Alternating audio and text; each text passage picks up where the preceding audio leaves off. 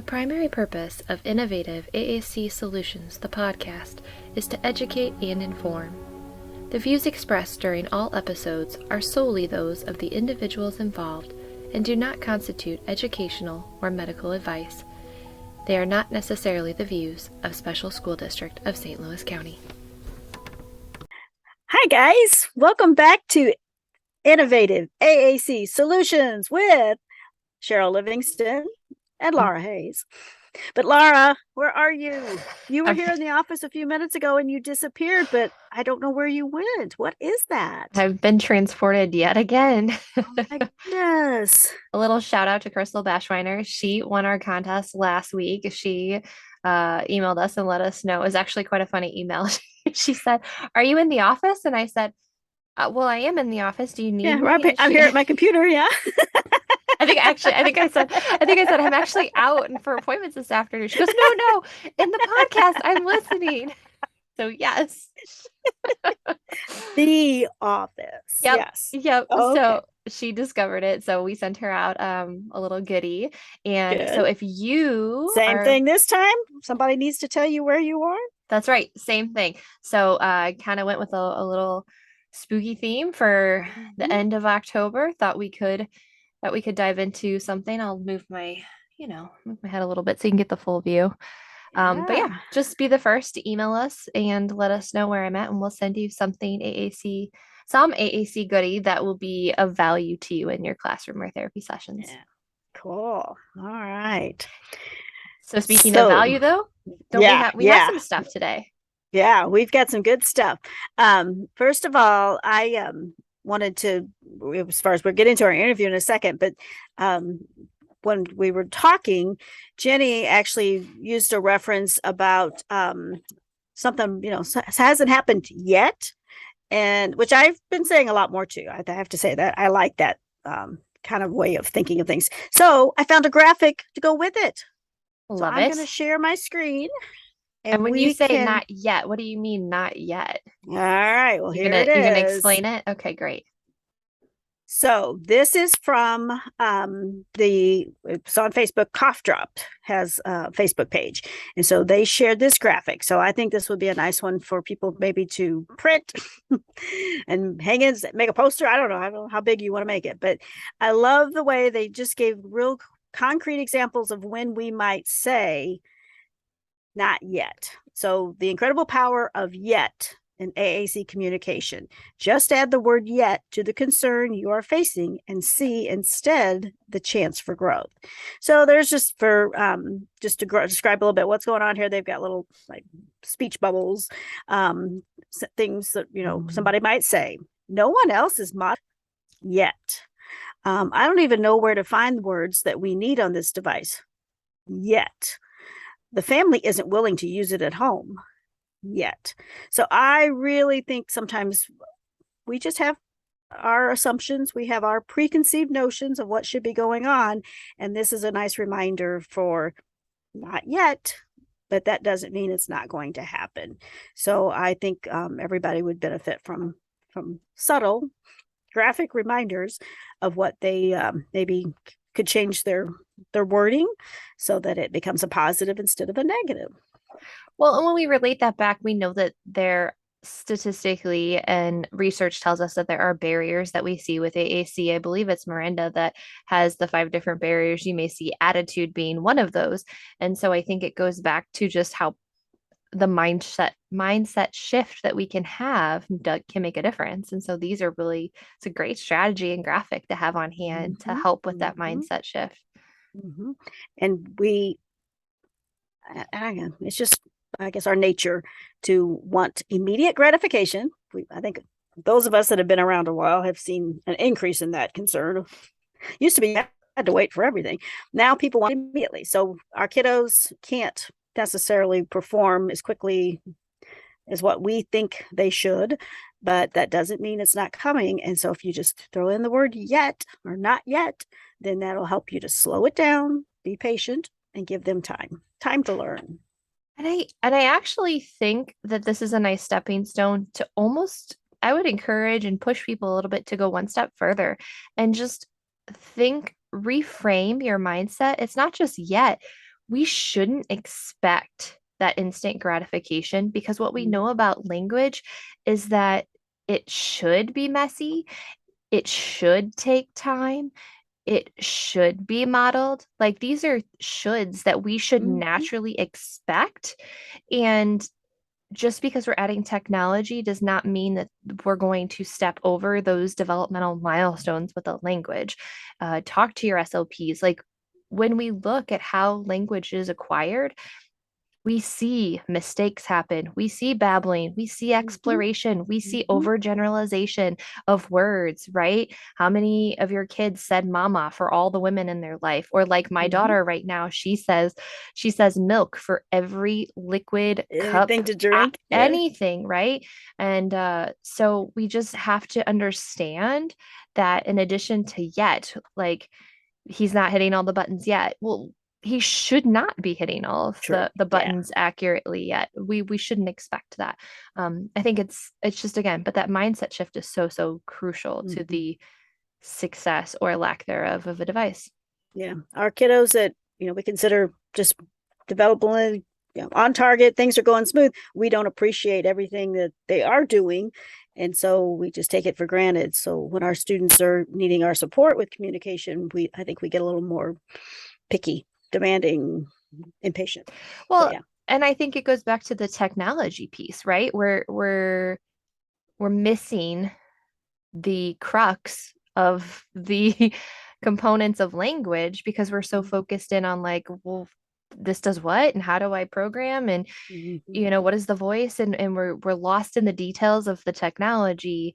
And as we preach all the time, Cheryl, you and I, on and off air, it's all about the connection and Mhm. the authentic nature of communication, which is about two people connecting.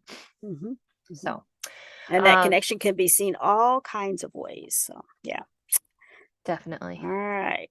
What a great one. I love that. So mine is a little bit more a thematic resource, but we've mentioned this resource several times. So if you don't already subscribe to the YouTube channel Life Skills to Learn, I wanted to make sure I had Mhm. it correct. Mhm. Life Skills to Learn.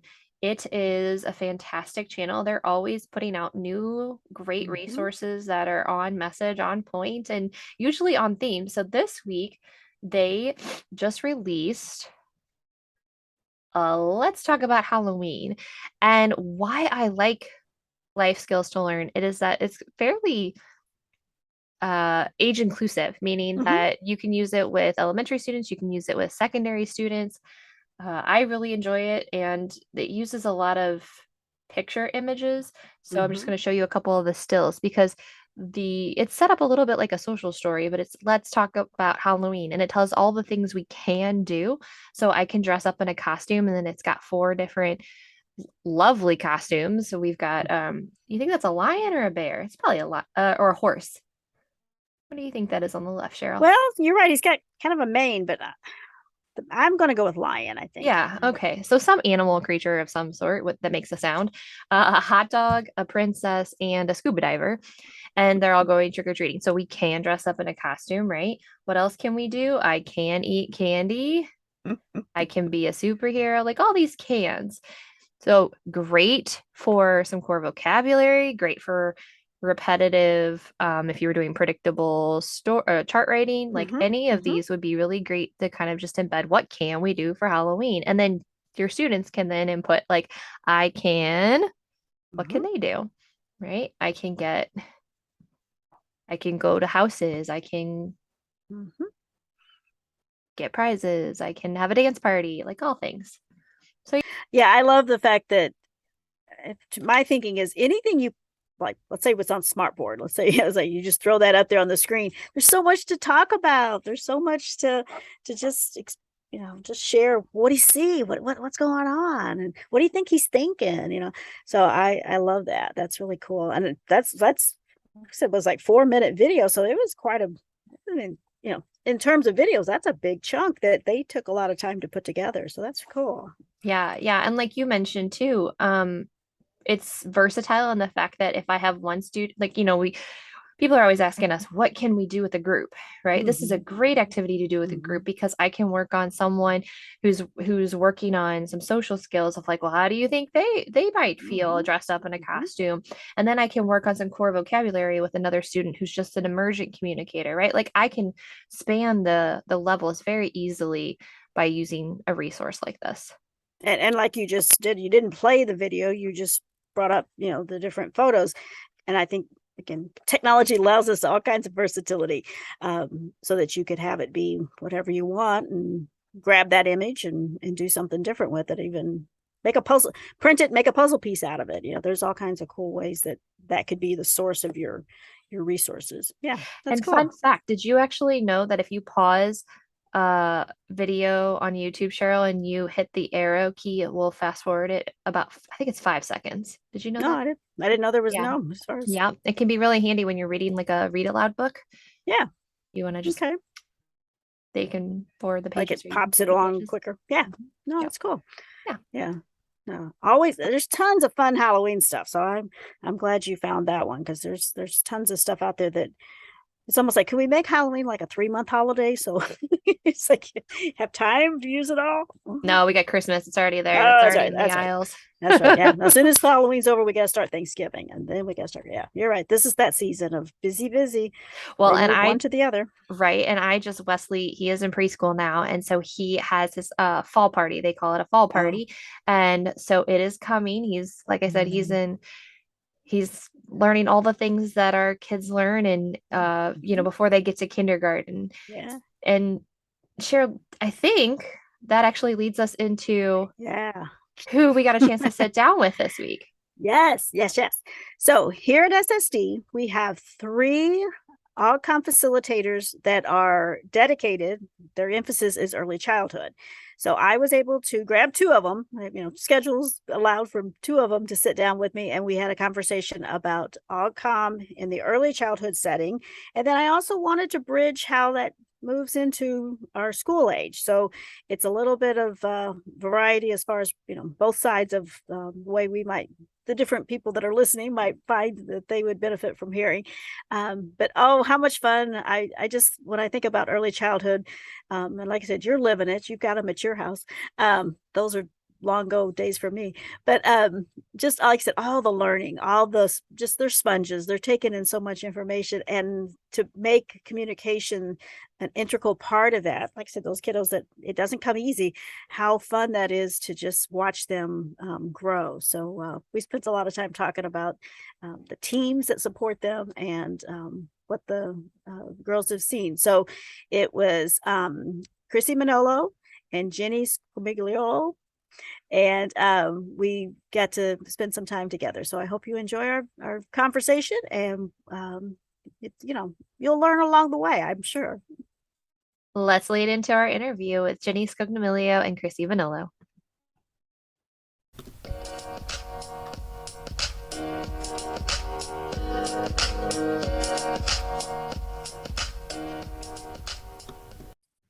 Hi, guys. Welcome to Innovative AAC Solutions. And I am joined today with 2 of, I consider, friends. We've been working together for a long time now, but we work in different capacities, but very similar roles. I have 2 of the outcome facilitators for early childhood, Jenny and Chrissy, and I'm going to let them introduce themselves so you have a better idea of who they are and what they've been doing these last several years of their career. Jenny, you want to go first? Sure. Hi, I'm Ginny Scognamiglio. I'm one of the early childhood augmentative communication facilitators here at Special School District. I've been in this role since 2006, and I've worked for Special since 2003. I've been a speech therapist, though, for 23 years, and I love doing what I'm doing. And I was able to do augmentative communication support starting when my oldest my twins were 1, and I came back in a part-time role doing this position because I had had a lot of exposure in using augmentative communication with my students when I was in the classroom, and I was able to interview and offer this position and I love doing it. It looks a lot different now, 16 years later from when I started. But it's been really great to watch my students grow and watch the technology grow as we've moved along. Yeah, I say you're right. That many years, lots of changes have happened Yeah. on a daily basis. I was going to feels say, like. even like from 3 months ago, I feel like it changes. So changes quickly. Which school district were you in as an SLP? I was, when it was Afton Lindbergh, when Okay. they were merged in early childhood, I was in that building. So Okay. I All started right. there, but I started in Kansas City as a speech language pathologist. And I had from preschool all the way to high school. So Oh, I've yeah. I've done the whole spectrum. So it's All been right. interesting. Yeah, no, you've got the big picture there. Yeah. All right. And Chrissy? Yeah, I'm Chrissy Monolo. I'm also an early childhood AUGCOM facilitator with Special School District, St. Louis County. My AUGCOM journey, I would say, started with my first pre-verbal student, like 3 years into my career. I reached out to our AUGCOM facilitator at the district at the time and started the process of getting that child a communication device. And I think I was hooked day one. I just wanted to learn all I could about AUGCOM, best practice, AUGCOM options, which again, were very different at the time. So then over the next few years, I got more AUGCOM users. I, got more experience, did my research, went to trainings and such.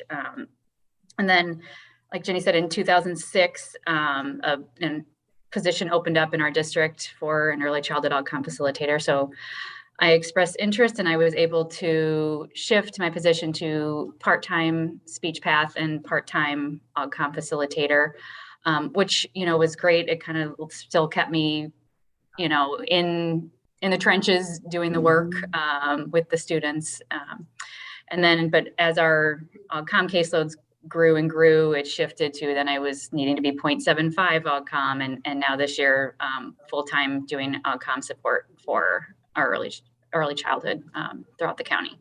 Yeah, that's I over the years have seen that where you guys were part-time and wearing both hats. And it's like I admire you for doing that because that's a lot. So is everybody? There's 3 of you now, right? Everybody's full-time AUGCOM? Yes. Okay. And the third person is Danielle Cerrone Griffin. So yes, these ladies take over a lot of St. Louis County, but we also, I don't know, we don't need to describe because I don't understand coalitions, but some districts have chosen to do their own early childhood. Some districts are utilizing SSD's support, right? Is that the best way to kind of describe it? We support both. Yeah. They're in there. It's just, Yeah.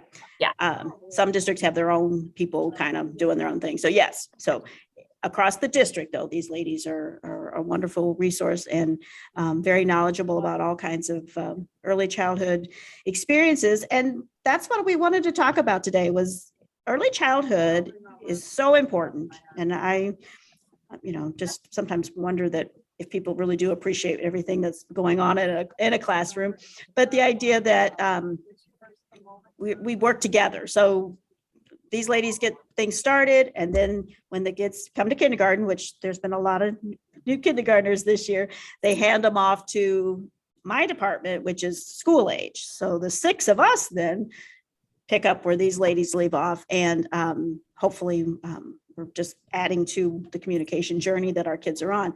But there is a difference, and I want us to talk about what a day looks like in early childhood versus kind of what maybe some of you are used to doing school age. And I appreciate that some of you are early childhood, so maybe you'll get a better appreciation of what school age is talking about. So we're covering the full gamut here.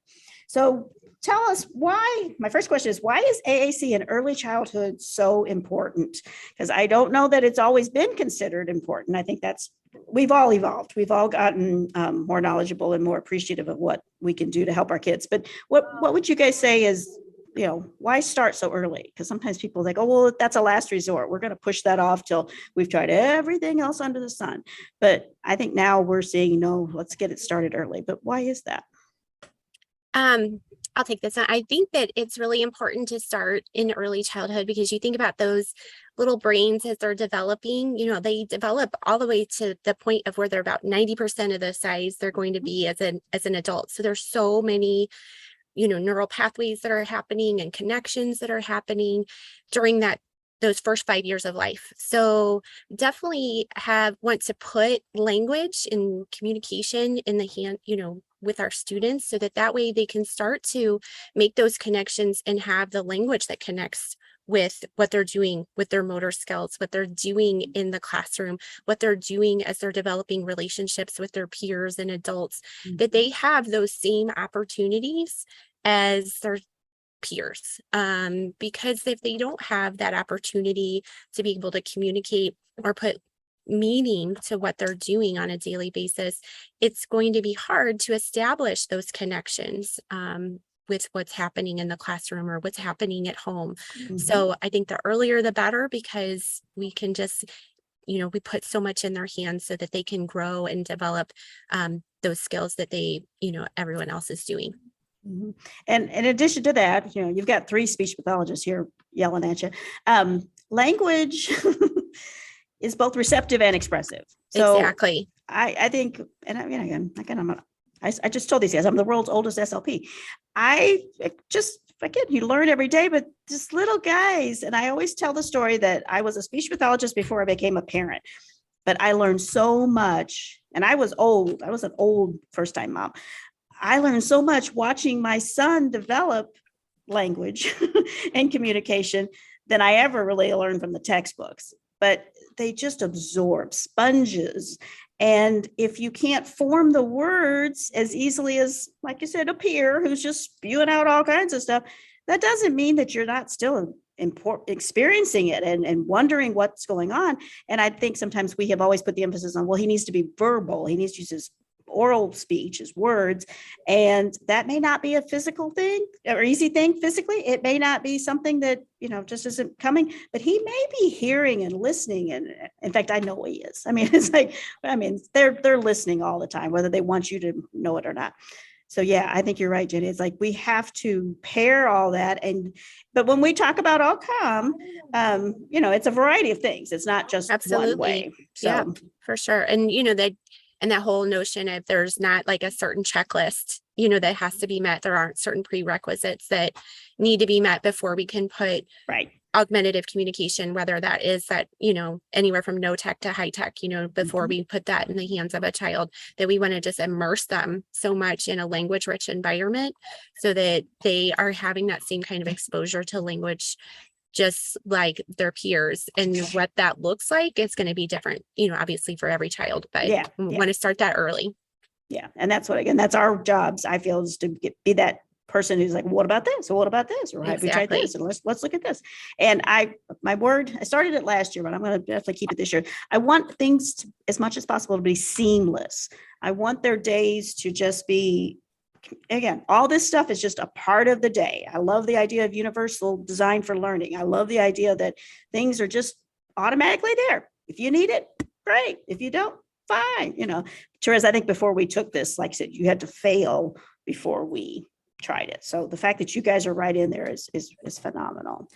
So when we're talking about kiddos that we're, thinking, okay, yeah, we didn't want to put a little more emphasis. We want to put a little more focus on this child. What are some of the red flags that you guys might see that, kind of bring you to the table that people would be reaching out?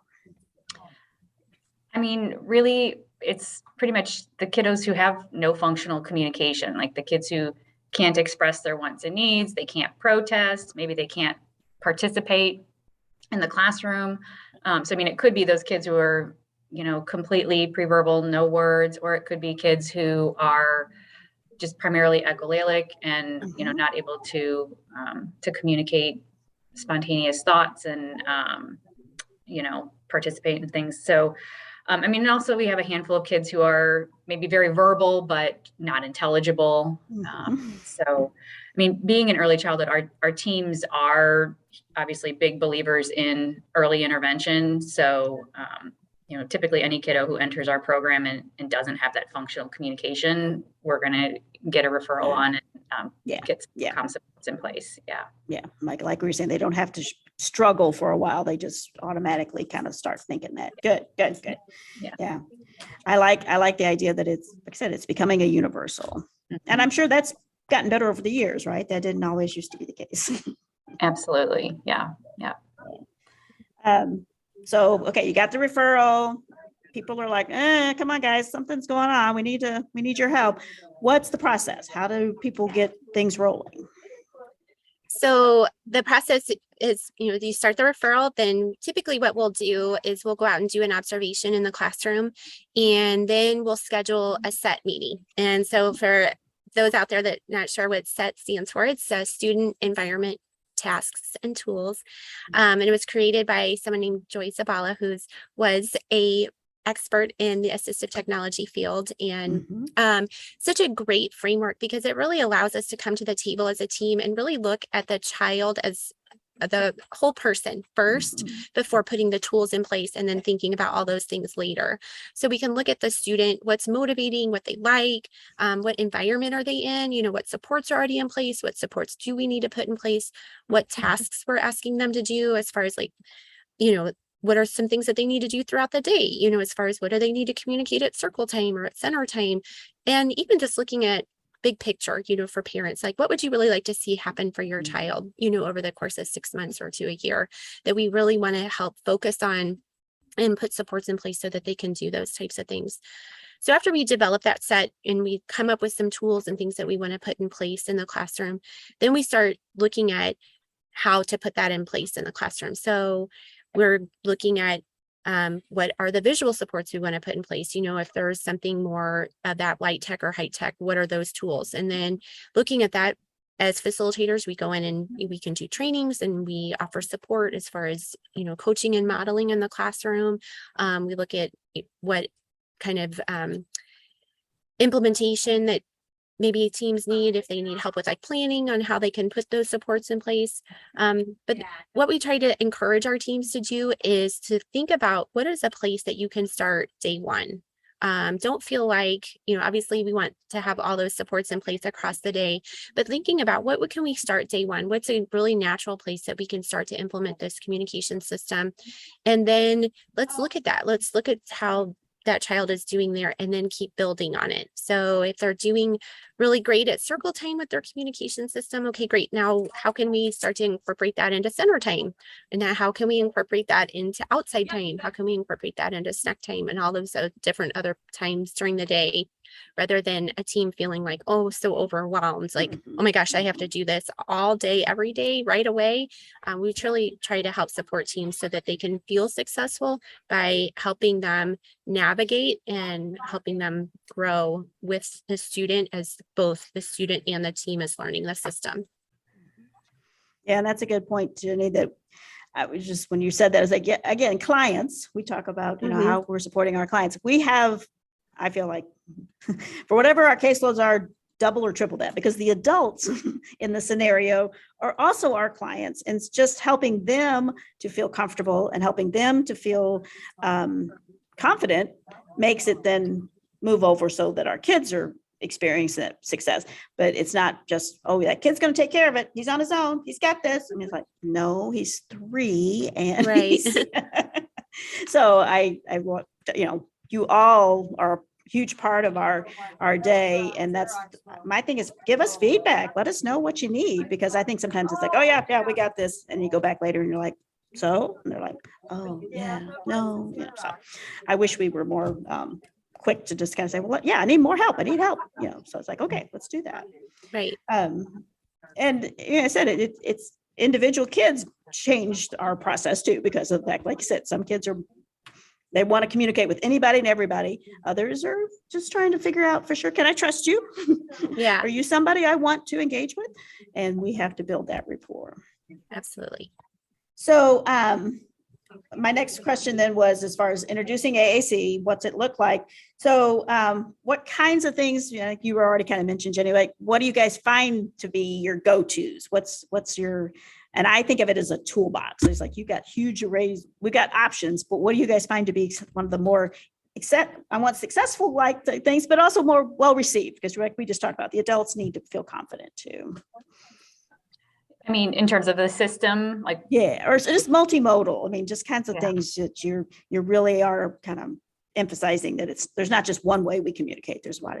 But do you Sure. find certain things staff pick up on quicker? Or Well, I mean, certainly every district, every classroom has their comfort app or their comfort system. But, we certainly try to individualize it based on the students and not what, is going to, we want to set the kids up for success in the classroom, but it's not always, about adult preference. Obviously, Right. It's about the child and what's going to work for them. I mean, we certainly have a large amount of students using apps on iPads, and it's various apps, LAMP, Proloquo, Touch Chat, kind of all over the board there. And then, I mean, we have a lot of kids who use what we call our communication flip books, which are, those low tech, core board with categories of different nouns and fringe vocabulary. So we have a lot of students who use those. And then there's certainly a handful of kids who are using Every Move Counts or PECs, Big Macs, things like that. Typically our early learners, very early learners who just need some successful communication to grasp what communication is all about. So, and we're using a lot of different modes, with an individual student, even some form of a picture system along with a high tech system, and certainly gestures and signs and things like that as well. So yeah, like you said, we are very fortunate and have a lot of tools in our tool belt. And I mean, introduction is going to look different, obviously, depending on the system, but it's almost always involving something that's motivating and tapping into the kids' likes and preferences. So, I mean, especially in early childhood, it typically looks like play with a lot of modeling, following the child's lead, so that you can kind of draw them in and get them hooked. So, like a kiddo I remember one of my very early kiddos, and he was really into vehicles. And I just sat down with a tub of tons of different vehicles and was labeling the vehicles on his device. And it was like, blew his mind. I mean, I can say that.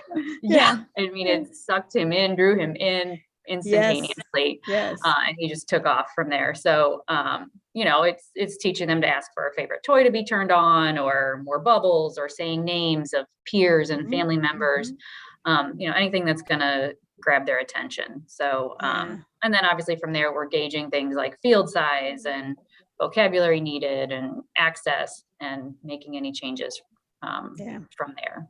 So and it is a process. That's what I know. Sometimes I worry. People think that if I just present it, it will be all said and done. It's like no. It's constantly changing, and that's why we talk about like that. It's a trial. When we put something in place, we're taking data and we're looking and evaluating and looking to see what's working, what's not working, and then adjusting accordingly.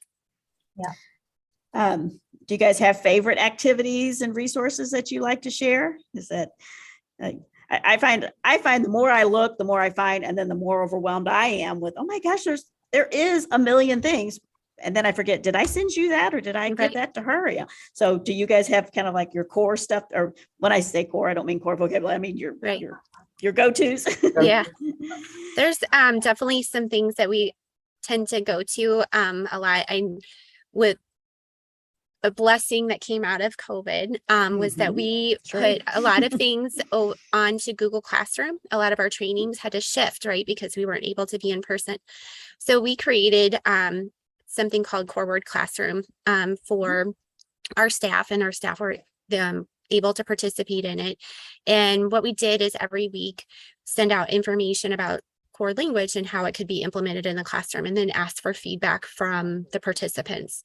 So we were able to create really great fluid document of not only information that we found, but then all the information from our speech pathologists and teachers out in the Sharing field. each other. Yeah. And so now we have a really fabulous resource. So then when you talk about like, hey, here are some ways that you can start to introduce like some more robust language in early childhood and being able to share some of that information out. So I love to go to that. I also love to go to The Model as a Master Pal by Tabby Jones-Wobbler. I think that is really fantastic information that she created in talking about how you can support a user of augmentative communication. So talking about like that we're using statements more than questions, you know, that response isn't required, that we're engaging naturally, all of those talking points that she has in her presentation that she created, I think is fantastic. So, you know, even if you're just like talking about like one thing, you know, like we want to really focus on modeling. Okay. So we can just take some of that information that she had in her presentation and just focus on modeling. Or like I said, talking about that engaging naturally piece or motivation piece and focusing just on that and looking at that either with staff or with families on how they can support their student. So those are a couple things that I know that all of us go to a lot and we take some bits and pieces. Another thing that we created as a group was recipes for success. We used that, and that was kind of based on from Children's Hospital out of Richmond. And what we were able to use grant money to be able to purchase materials in creating different little packets for families. So it has like a recipe for success. And then we have a QR code where families can go to like looking at a video and then they can see that in action, how to model, how to support maybe using bubbles or maybe Play-Doh or cars. And we created a whole bunch of other recipes for success for a variety of other materials. So trying to be as hands-on and practical with the supports that we put in front of people so that they really know how to support and what that looks like. Yeah. And that's a good point that you know, again, I love the fact that you write it out because I have a tendency to think, well, this is common sense. It's like, no, it's not so much that they don't have the common sense. The awareness is different. And, you know, I'm so old again that, you know, we say, oh, we don't want a cookbook. It's like, yeah, cookbooks are good. I need a cookbook. I'm doing Home Chef all the time now. And it's like, they give me the card and it says, step 1, Cheryl, do this. I'm like, okay, got it. So I'm so glad you guys did all that because that is huge and it's easy to share. And I think it like initially, like it doesn't feel comfortable at first, like to you maybe model or speak in a different way, you know, when you're speaking, you know, as far as using, whether it's a low tech system or a high tech system, you're kind of communicating to someone else in a different way and being able to see things in action, I think is really helpful and using things that are going to be a part of a child's life all the time, you know, like bubbles or Play-Doh or cars, you know, those typical like things that a lot of our preschoolers enjoy, that being able to have something that's really hands-on, you know, or something that's like talking about like, what does modeling look like? Or what does it look like to have statements more than questions, you know, having something that's more hands-on and practical, I think is really helpful. Yeah.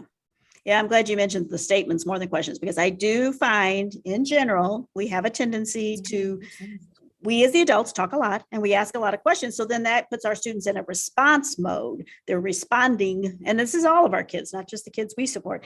Whereas we want the initiation. We want them to throw out something and, you know, to contribute, you know, to be a part of it. And I think sometimes we as adults don't allow that to happen. We don't open that window for, we're more about asking, you know, and we said speak and spoken to, you know, it's that.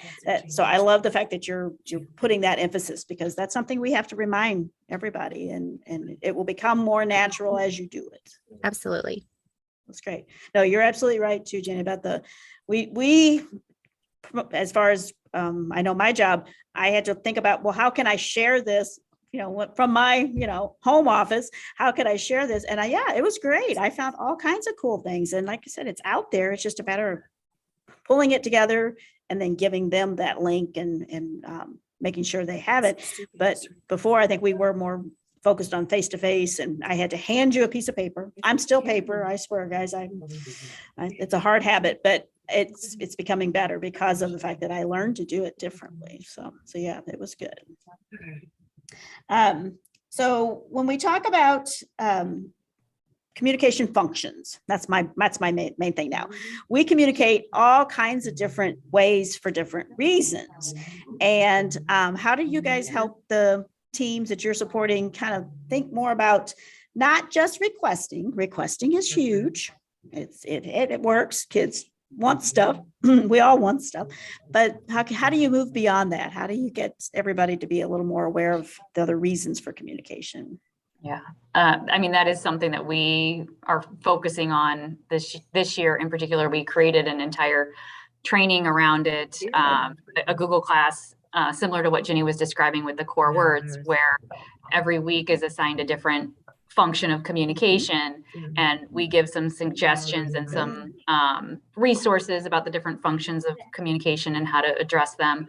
And then participants also share some ideas. So we're hoping to kind of, raise awareness of that through that context for our folks, because I mean, we certainly get stuck in that requesting and labeling those concrete. I mean, our kiddos are concrete. A lot of AAC users are, particularly little 3-4-year-olds. I mean, they're at a very concrete level. So it is a challenge sometimes for staff to branch beyond that and think of ways to incorporate the other functions of communication.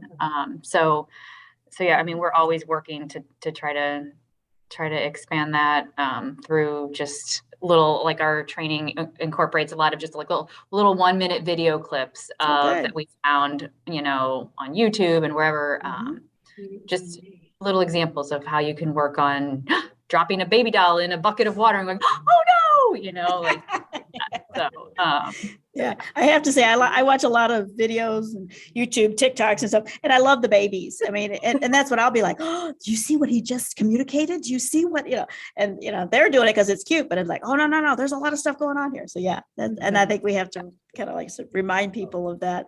And like you were saying, labeling, they can say shoe, but shoe doesn't necessarily mean there is a shoe. It means I want to put my shoes on and go. It means shoe hurt. It means, so I think, and would you guys say that again, as parents, you read your kid, so I think you do it without thinking about it. I mean, it's just automatic, but I think we need to put it on a higher level of awareness for our kiddos that are having challenging communication. So it's a good reminder. So good. I'm so glad that you guys are doing that. I'm going to steal that. Thank you. Join our class, Cheryl. I'm signing up. So we were I thought about it. I don't know what I actually said. I don't remember. But the correlation between AAC and increased verbal communication. Have you guys seen that happen? Yes. Absolutely. I mean, sometimes it's almost instantaneous where, weeks, a month after you give a little 3-year-old a communication device and all of a sudden they're talking, they're using words, sometimes it's just so good. I mean, I have a couple of examples of kiddos I'm thinking of in my head who literally 6 months after giving them a communication device, they're completely verbal communicators, novel 3-4 word sentences and not needing the device anymore. And then certainly other times it's more gradual where, we start them out when they're 3 years old and with a system. And by the time they go to kindergarten, they don't need it anymore and they're verbal communicators. Yeah. I mean, it goes back to their little brains are so ripe and ready. And just to learn how to use language to communicate. And I think that gives them a huge jump start. Over the years I've been, and especially, kids with childhood apraxia of speech, they know what they want to say. It's just not coming out. And then things get better. It gets easier. And then I was like, so do you think the AAC had anything to do with you? So if nothing else, it relieves some of the pressure. It relieves the stress. But again, I don't know how we're going to scientifically document that, but anecdotally, I'm going for it. Yeah. It's pretty amazing when you watch it happen. So yeah. And again, it's back to what we talked earlier about, like you have to have a checklist of, oh no, you got to do this before. And it's like, no, guys, it's not going to hurt. It's only going to be a good thing. And I think technology wise, it's a part of our lives. So, we've got kiddos that are going onto mom's phone and finding things they want to tell. So exactly. It's like, they figure it out. it's me that's, you know, having trouble kind of understanding technology. Kids, no, they got it. I know I skipped one of my questions here is about typical feedback you get from teams, parents, and peers of students exploring.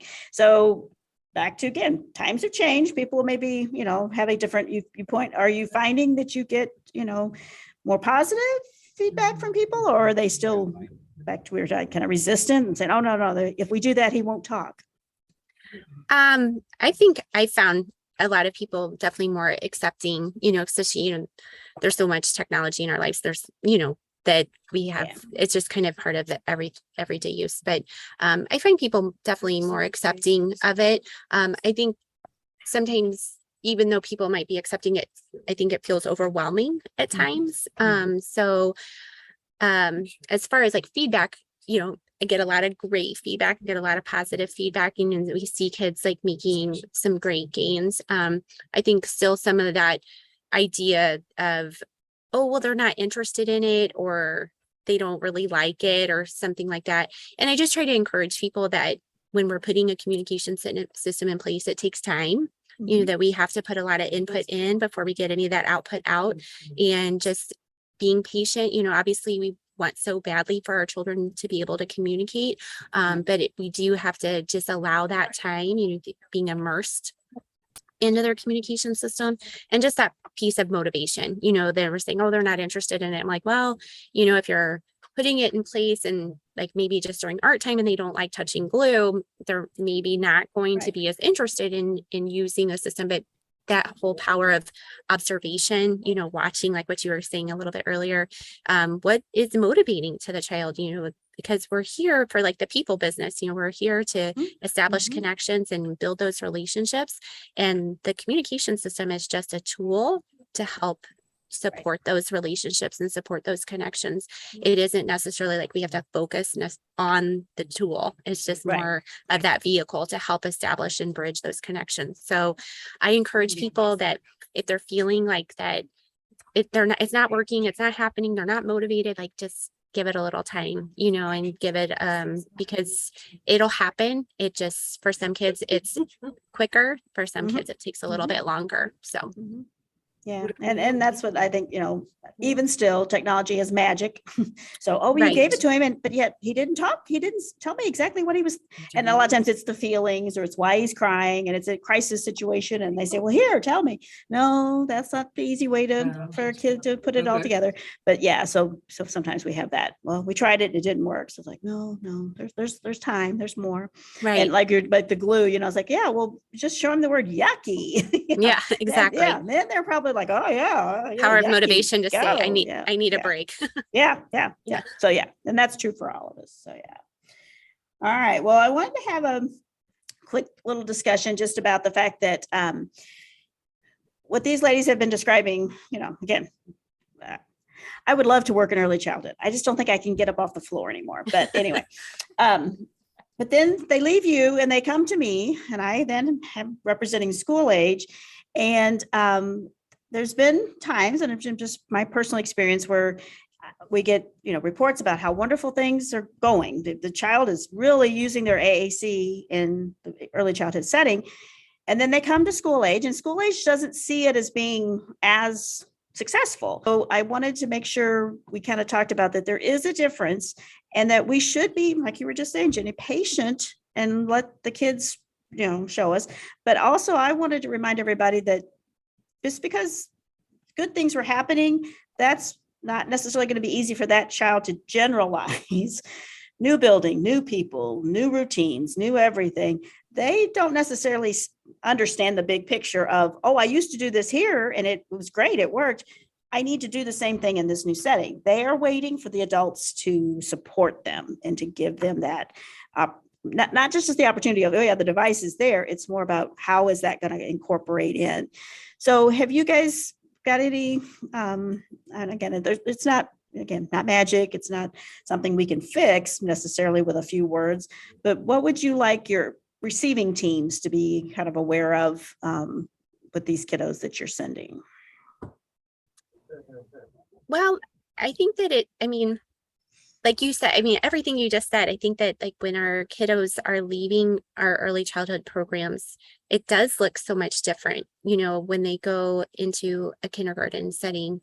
You know, we hope that they are able to take those skills that they have established or learned in early childhood and transition that over to kindergarten with their communication system. But like you said, the supports are going to look different. You know, the people, the environment, the toys, the expectations, everything is looking a little bit different. So that whole idea of time, of modeling, you know, is continuing to model on a communication system. And I think the biggest thing I try to point out to people too is that response not being required. So as much as we want our students to use their communication system and to be able to have those really great, you know, functional communication skills across their day, as they're moving into a new environment, it's still like those whole ideas that we are working with our staff and teaching them as far as response not required, you know, statements more than questions, you know, giving them time. I think that still applies as our kiddos are still learning their system. And as they grow, that they still need all of those supports from the adult so that they can be successful. Because it's going to take a little time to get used to it. I just think about like anybody, you know, as they move on, you know, it takes a little adjustment. And for some kids, it might just take a little bit longer. And they're babies. When I see those, like I've been in buildings this week, it's like they're kindergartners. Yeah, they're so cute. Little. Yeah, they're little, right, for sure. So I think we put a lot of pressure on them. There's a lot of weight on their shoulders when we talk about, well, yeah, he knows, he's supposed to know is what, yeah. It's like, yeah, he knows and he's familiar, but that doesn't mean it's automatic that he's gonna just do it. And I love the whole idea of the power of yet, you know, and seeing like, instead of like, he can't do that, it's like, he can't do that yet. Well, like he's not demonstrating it yet. So maybe he demonstrated that in early childhood, but he's not demonstrating it right now, the first week of kindergarten or even the first month of kindergarten. He's not demonstrating it yet. So just giving that opportunity to become acclimated to that system and or to that situation so that way that they can start to be able to do that on their own. Yeah. That's good. There's just such a contrast in the two settings. I mean, and to expect a kid to transfer from one to the other and replicate what they've been doing day one, it's just not realistic. You know, I mean, in early childhood, it's so much more play-based and more open-ended activities. And we have so much more flexibility in terms of how we can structure our day and, you know, activities to, you know, facilitate communication. Whereas like we talked about school age, it's so much more academic focused and we have to get through these subjects and such. So it's a contrast and you can't expect some of those skills that they've been I get it. Incorporated into their familiar routine for 2 years. You know, obviously, like you said, I mean, the supports have been there targeting those skills in a particular way in a familiar environment for so long that, you know, I think we sometimes forget too, how much that support is allowing them to demonstrate some of those skills. Right. Yeah. No, like I said, it's a routine for us and your settings that the staff just know it. So yeah, they're not so much thinking of it as being, oh, by the way, you have to do this. I mean, when we transition, we have our IEPs, we talk about 100 things. I know it's a huge meeting, but that's still like, ideally, that'd be something we could share. Oh yeah, by the way, do this, allow this time for processing, allow this, you know, don't come at him. Those kinds of things are helpful. Yeah. Okay. And then Cheryl. So no, it's definitely like, and it's not going to change. It's not going to be like all of a sudden we can do huge differences, but I would like for the incoming teams to just have that background so that you guys are, the information you're sharing is very helpful to think about all of that we could do to make life easier. Because, you know, again, it's a transition for everybody, all of our kids. Kindergarten is interesting, I'm sure. I was in a classroom yesterday and it's like, oh, those ladies were going home exhausted all night or every night because those kids are busy. It was a constant movement. So, yeah. All right. So my favorite question to ask everybody is, what's your favorite AAC moment? Do you have a moment that you kind of pop up in your brain for all these different kids that you've interacted with that you want to share? I mean, there's so many. That moment I mentioned earlier with that little guy in the vehicles is one that always sticks out in my mind, because just, seeing his face light up when he could say names of vehicles. But I also, the moments where the kids are in meltdown mode and, not regulated, and being able to communicate, to calm themselves down. Like I had a situation, like the most recent one that comes to mind is I was walking down the hall of our school building, and one of my students was laying on the floor screaming, and the para was standing nearby and saying, "You don't have a jacket. You didn't bring a jacket today. It's time to go outside. Let's go to recess." So, obviously surmise, okay, well, he's mad because he wants his jacket. So, the para was holding his AAC system. So I took the system and I just sat down next to him, and I was saying, "Jacket. You want your jacket." And I was, just talking to him, acknowledging, incorporating the device. And then he started imitating what I was saying on the device, and it was instant relief. Just, he stopped screaming. It was like, I was acknowledged. I was not just acknowledged because the para was acknowledging him, but he was able to express it, and so we just sat there and talked for minutes. It's hot outside, it's hot. You don't need a jacket, no jacket. And then a couple minutes of that, and he stood up and he went outside, just fine. So it's just those moments where it helps them be happy and at peace and be able to express what they're trying to tell everyone around them. Yeah. So, And you made it visual as well. We as adults do a lot of talking. And I think I always go back to Charlie Brown's teacher. Wah, wah, wah, wah, wah, wah, wah. So he heard her say those probably some of the similar things, but over his screams, it was harder to process. Whereas when you brought it and you touched it, it spoke, it wrote it, he's probably maybe not reading all those words yet, but you just made it a visual and you made it tactile, maybe, so. Yeah. Well, that's a great example. I had a kiddo one time.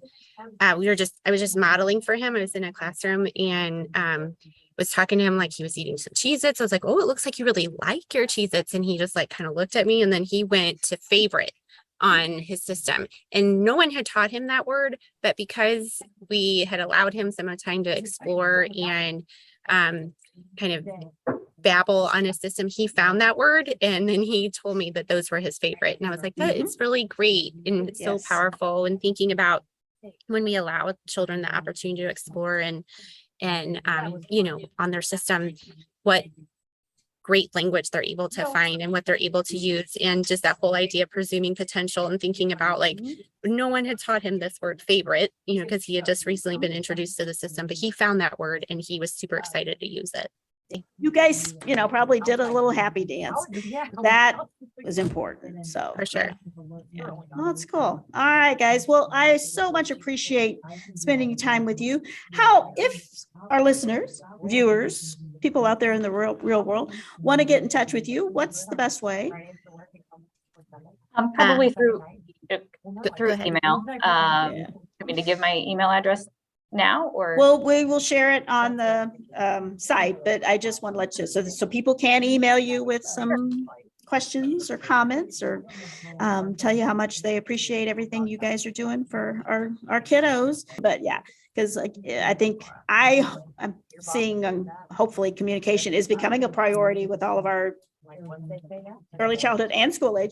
And so we just want to support. That's my thing. I want to be a communication supporter, communication coach, as well as an outcome facilitator, because it's huge. And just to demonstrate, I've got my t-shirt, "A Voice is Power," to remind everybody that it is communication, however it is, multimodal is power, and it's going to make somebody's life much better when they can feel successful. Absolutely. All right, ladies, thank you so much. It was Right, great thank spending you. time with you. Thanks, Cheryl. See you later. All right. Bye-bye. Bye.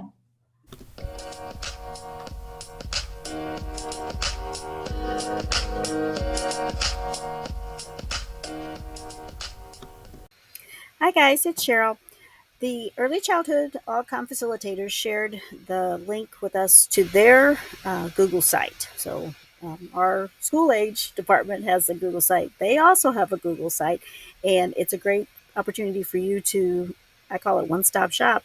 Go in and find all kinds of things that either you've already seen or would be brand new to you, but it's worth going and exploring. So I'm on their homepage. So they've got some information about myths and misconceptions, and then some continuing education. But then I'm going to go across. They have a newsletter. They have No Tech AAC, which is the program Every Move Counts, that we definitely want you to know more about. Light Tech, Mid Tech, and then High Tech. So there's, again, all kinds of cool stuff. But I'm going to go all the way. And then there's also the family connections. This is cool too, because you know that because they're starting our students at a very young age, families are very involved. And that's one, the more education, the more comfort a family has about what AAC is all about, the better it's going to come together. It's going to be something that they feel very comfortable doing at home.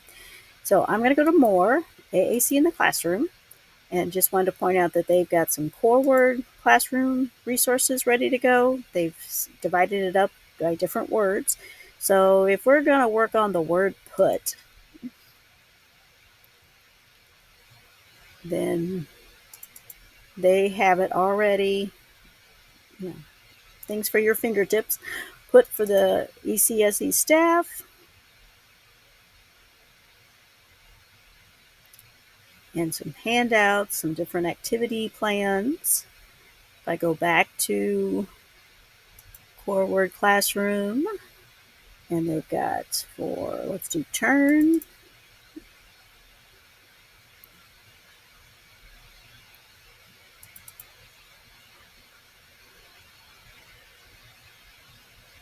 So this is similar to on our school age outcome site. We have same idea. So like I said, you might find new things, you might find duplications. Again, won't know till you look. Then I'm going to go back to their site and look at this model as a master pal. So this is a program that has been available for a couple of years now, and the facilitators have taken time to organize it and to put information together so that you could easily explore, look at what's available. So there's Open Me First. If I go to Model as a Master Pal, then it's got a handout to take some notes about what it is. But then I want to go to this PDF. No, that's not the one I wanted. I wanted the, maybe I should go back here. The slides, that's what I was looking for. So then it breaks it down into the different phases and areas, and then more specific information under each of these. So if we talk about modeling, then as you're scrolling through, you'll get a chance to get the information. Okay, so again, wonderful resources. I appreciate all the time that they've taken to put it all together, and it's something that they're sharing with us. And the more information you have, the better prepared you feel. The better prepared you feel, the better success you're going to have with your students who are looking for your guidance and for you to show them what this is all about. So again, thank you to the early childhood outcome facilitators for all their hard work.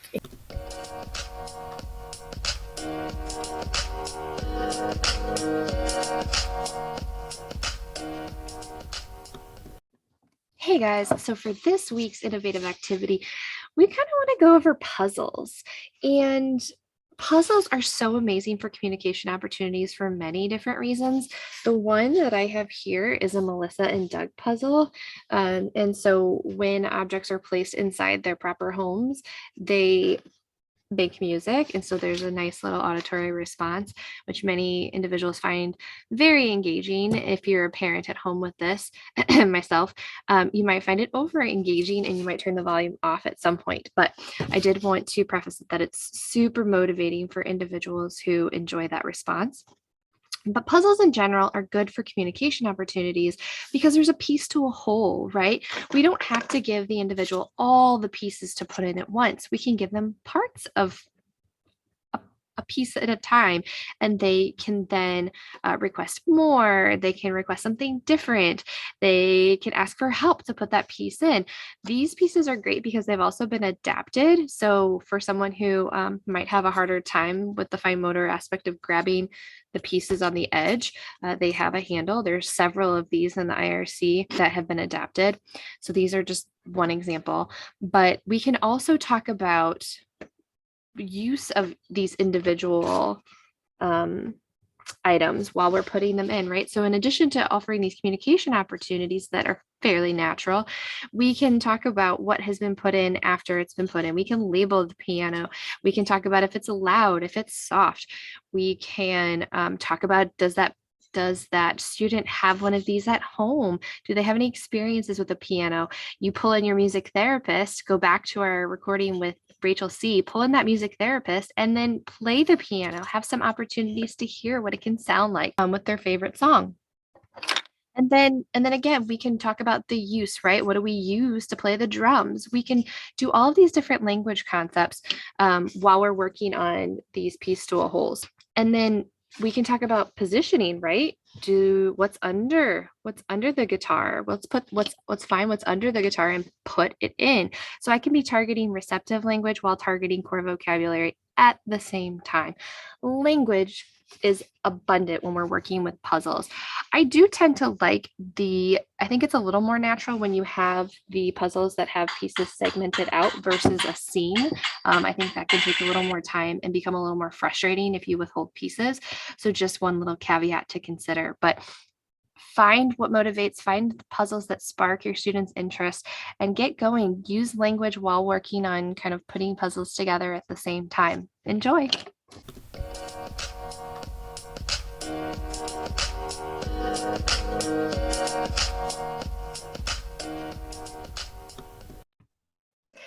Oh, Cheryl, love it. So glad you got a chance to sit down with them. Any real big takeaways that you landed on, or just gems that you really want for our listeners to kind of think about? Oh, there's so many good things that I guess what it really boils down to for me is not only, so again, their population, their little ones, not only is it new information for them, it's new information for their families. So the Autism facilitators do a great job of informing the families, giving them resources. And that's one of the things we're sharing as far as resources go. We are talking about their site that they have on for families and all their teams. But like I said, and then again, they've got, teachers and paras and different related services that also are looking at things through the lens of these little ones that are just learning communication. So it was a nice way to just sit back and kind of think about all the different aspects. But these ladies are definitely working hard to make sure that multimodal communication, we're not talking about just one way of supporting communication, but how it is all day, every day, and it has the foundation. We're laying a foundation that kids are going to grow from, and by the time we get to school age, which is where Laura and I get to meet them, there's already a lot of good stuff going on. But then that's one of the things is how do we keep it going? Let's keep that momentum, and something that, again, the next people, the next groups, the next settings can pick up and go for. Yep. Communication is a lifelong skill that will serve them well. So we got to start with those foundational blocks. And we love highlighting our staff here at SSD. We think that so many of you are doing an amazing job, and you are just craftsmen of so many skills. And we want to highlight you. We want to highlight your departments. So if you're listening and you want to come on the podcast, or you want to highlight someone else that you think is going above and beyond and just doing amazing things, please let us know. We would love to highlight them and have them sit down for an interview. So I think that wraps us for October, Cheryl. Yeah, well, it's going by fast. It is. It's getting colder. I'm feeling the leaves are changing. So we're going to keep on keeping on. And we just hope that you've enjoyed this episode and the resources, and just have a great rest of your October. And we will catch you next time. For Innovative AAC Solutions, I'm Laura Hayes. And I'm Cheryl Livingston. Catch you next time.